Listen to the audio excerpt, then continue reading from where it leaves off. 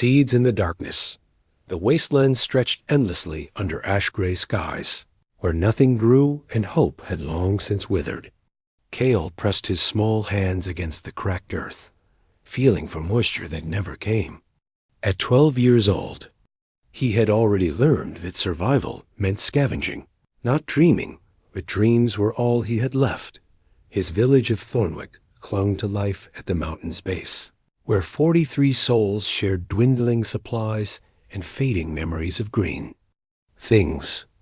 Elder Jorik often spoke of the old world, where forests once covered the earth and dragons soared through blue skies. Most dismissed these as fairy tales, but Cale listened with wonder burning in his chest. Boys got his head in the clouds, muttered Gareth, the village's gruff hunter, watching Cale collect seeds from their meager grain stores. Should be learning to trap rats, not playing gardener. But Cale's weathered guardian, old Nira, only smiled.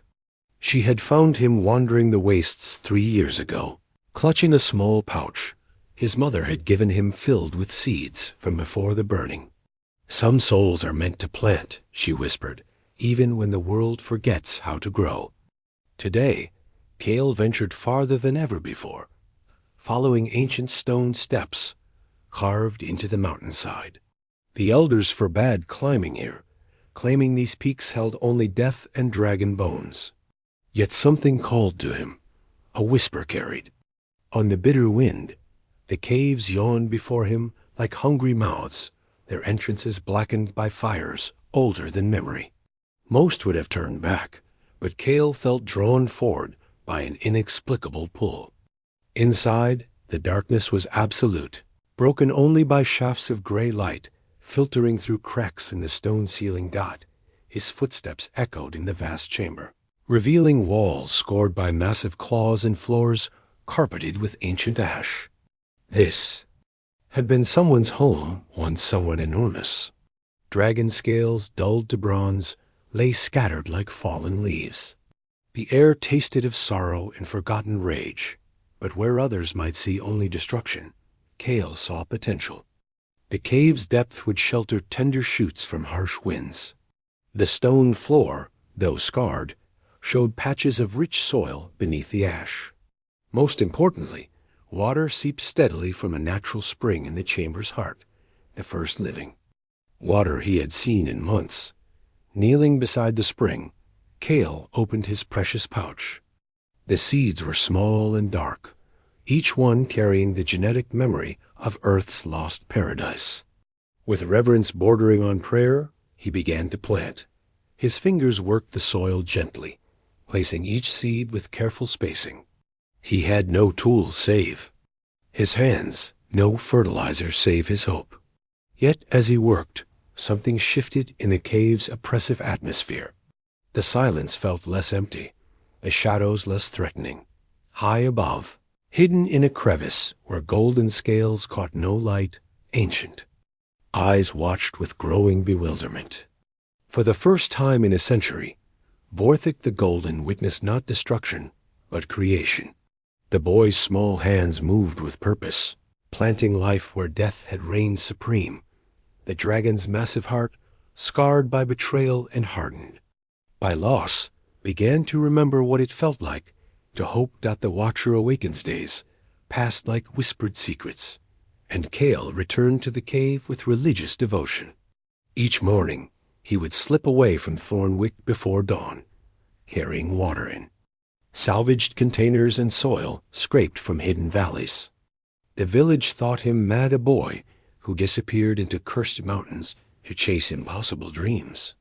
Mark my words, Gareth warned the others, that cave will swallow him whole.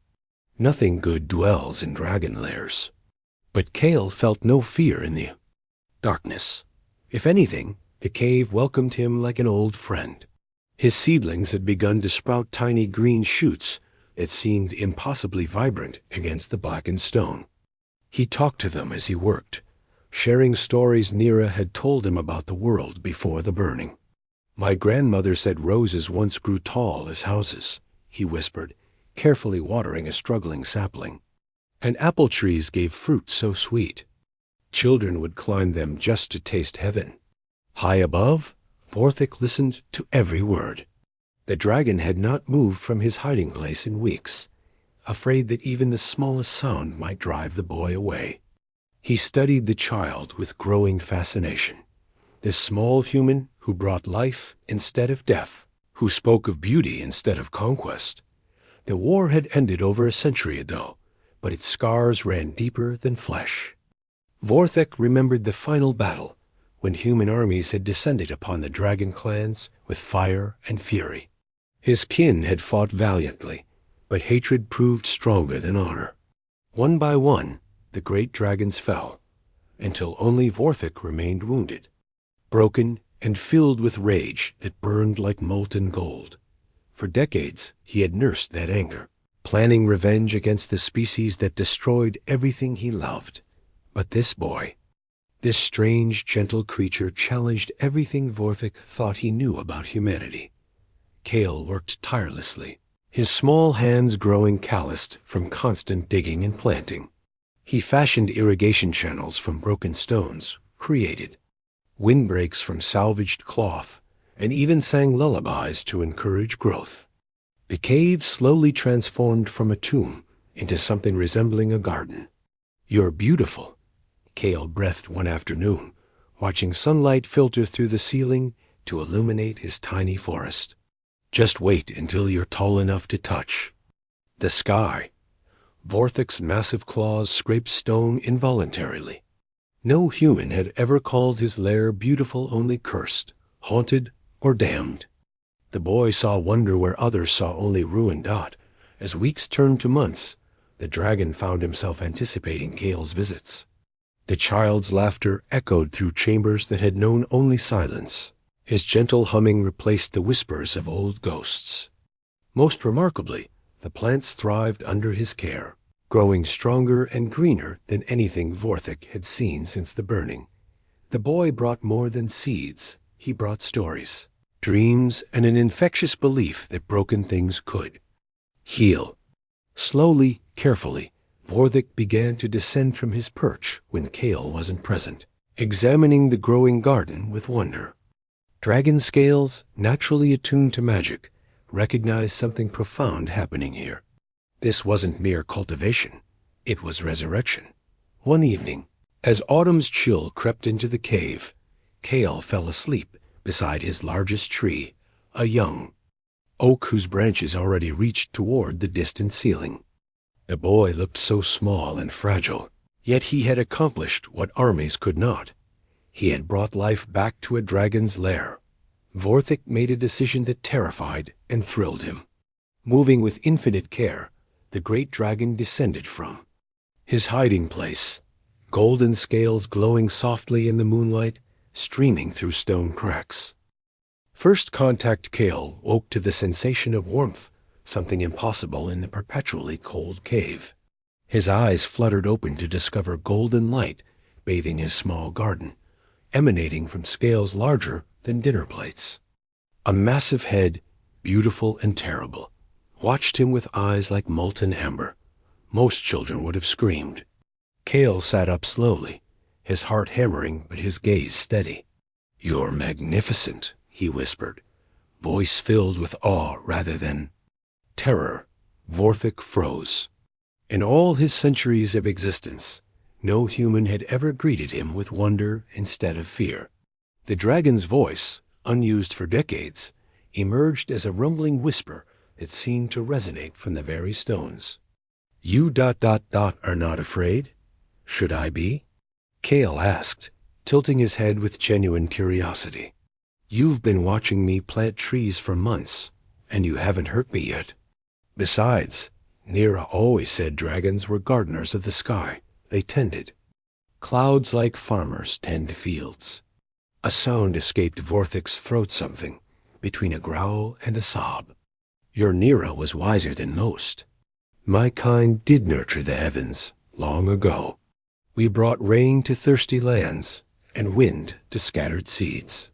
His massive head lowered until he was eye level with the boy. "Before your people decided we were monsters to be destroyed." Kale studied the dragon's scarred hide, noting the cruel marks left by human weapons. "I'm sorry," he said simply. "War makes monsters of everyone, but it doesn't mean we have to stay that way."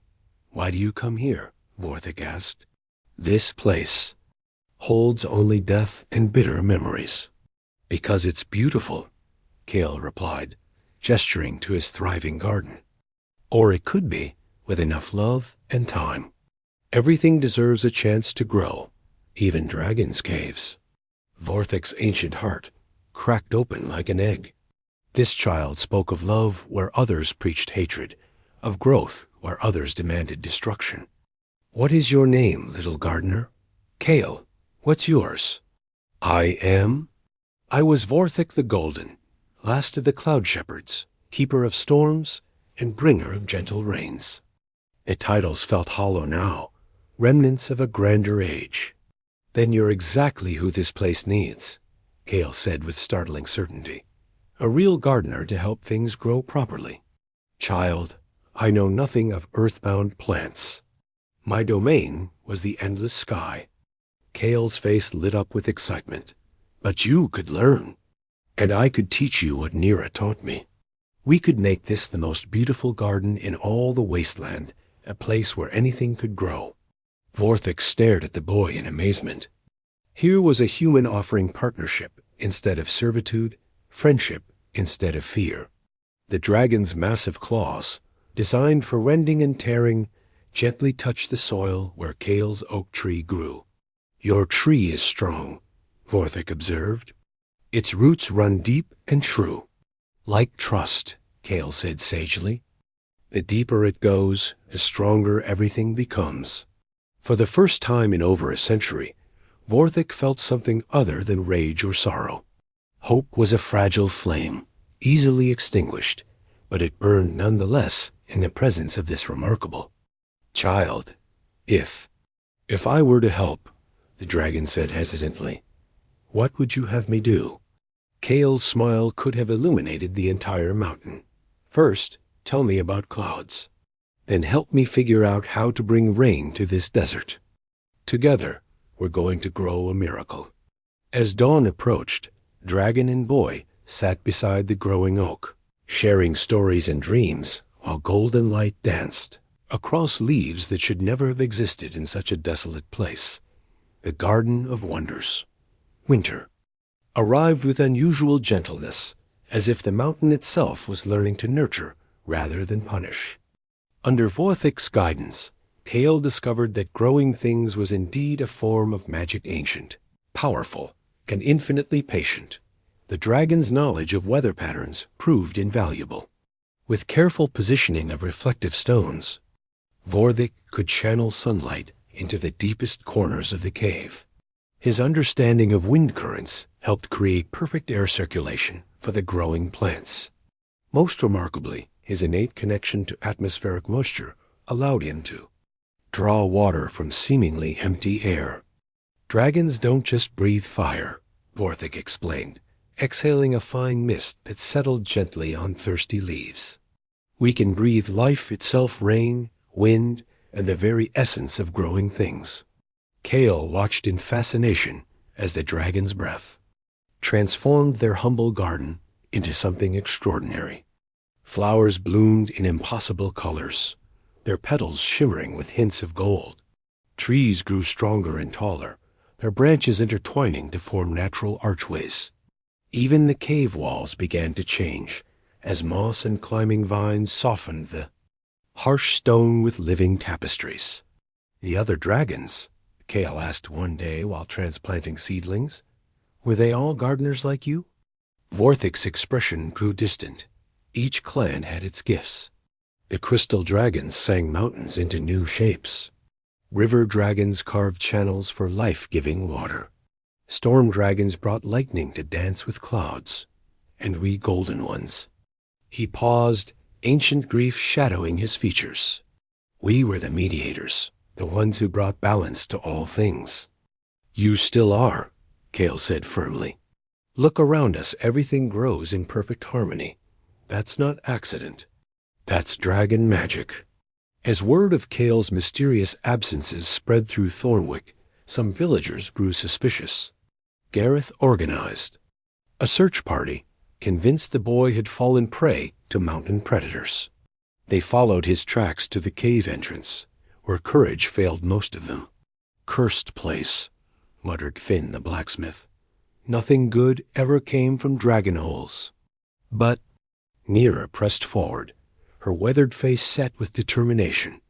She had raised Kale from a wandering orphan, and she would not abandon him to fear and superstition that the search party's torches revealed the most. Impossible sight, a thriving garden growing in the heart of a dead mountain. Trees reached toward. Distant ceiling cracks, flowers carpeted the stone floor, and crystalline streams wound between moss-covered boulders. The air hummed with life and carried the sweetest fragrance anyone had ever experienced. "By the old gods," whispered Jorik, "it's Eden itself." Kale emerged from behind a massive fern, grinning broadly.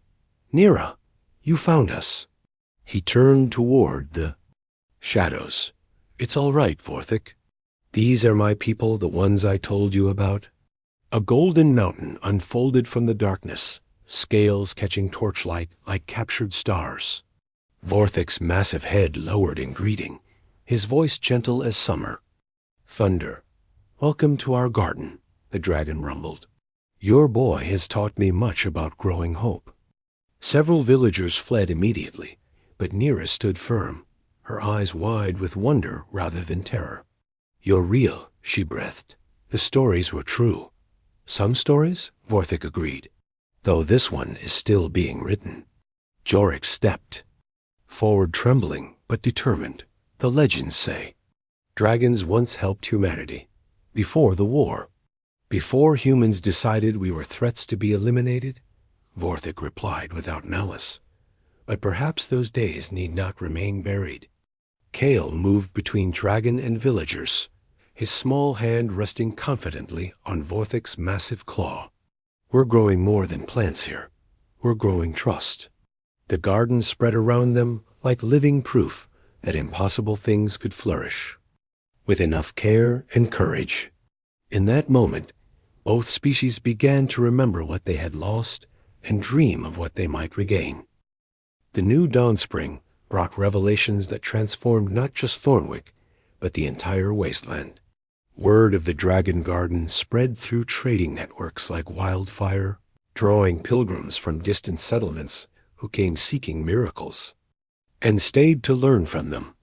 Vorthik proved remarkably patient with human visitors, though he insisted on formal introductions. Courtesy, he explained to Kale, was once the foundation of dragon-human relations. Perhaps it could be again. The garden had grown beyond anyone's wildest dreams. What began as a small collection of seedlings now filled multiple chambers, connected by naturally carved tunnels that Vorthik had shaped with careful applications of breath and claw. Each area specialized in different crops-healing herbs, grew in the misty grottos. Fruit trees flourished in sun-dappled clearings, and grain crops thrived in the wide central cavern. Most remarkably, the garden's influence was spreading beyond. The cave, seeds carried by wind and water, had taken root throughout the mountain, creating pockets of green life that grew stronger each day. Rainfall, guided by Vorthik's weatherworking, fell with perfect timing and abundance. The dead land was remembering how to live. "It's not just the plants," observed Dr. Marin Lightwater, a scholar who had traveled from the distant eastern settlements. "The soil composition is changing, the water table is rising, and even the air quality is improving. This isn't just gardening, it's terraforming on a massive scale." Kale, now 13 and grown tall from good food and constant outdoor work, had become something of a legend himself. Children from dozens of villages came to learn his planting techniques, while adults sought his advice on water management and soil restoration. He remained humble despite the attention, always deflecting praise to his draconic partner. "Vorthik does the real magic," he insisted. "I just dig holes and talk to plants." The dragon had changed as well. His scales had regained their lustrous.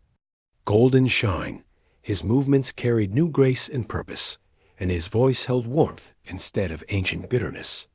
Most importantly, he had begun to dream again, not of revenge, but of renewal.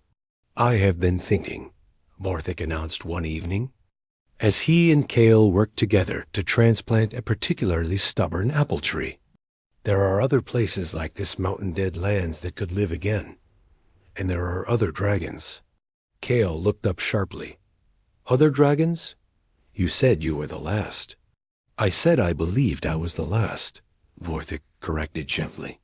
"But if I survived, others might have as well.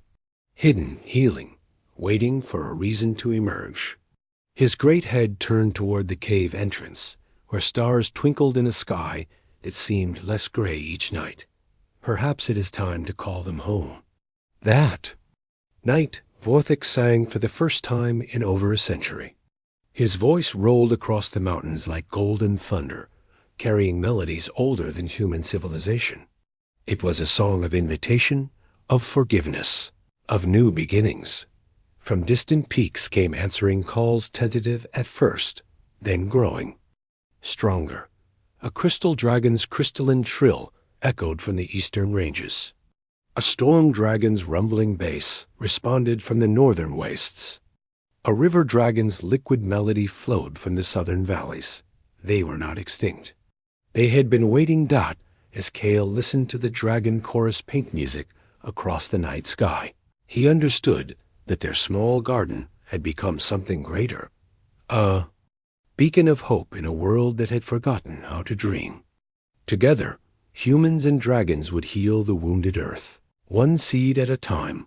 The age of cooperation was beginning again, and it had started with a 12-year-old boy who saw potential where others saw only ruin.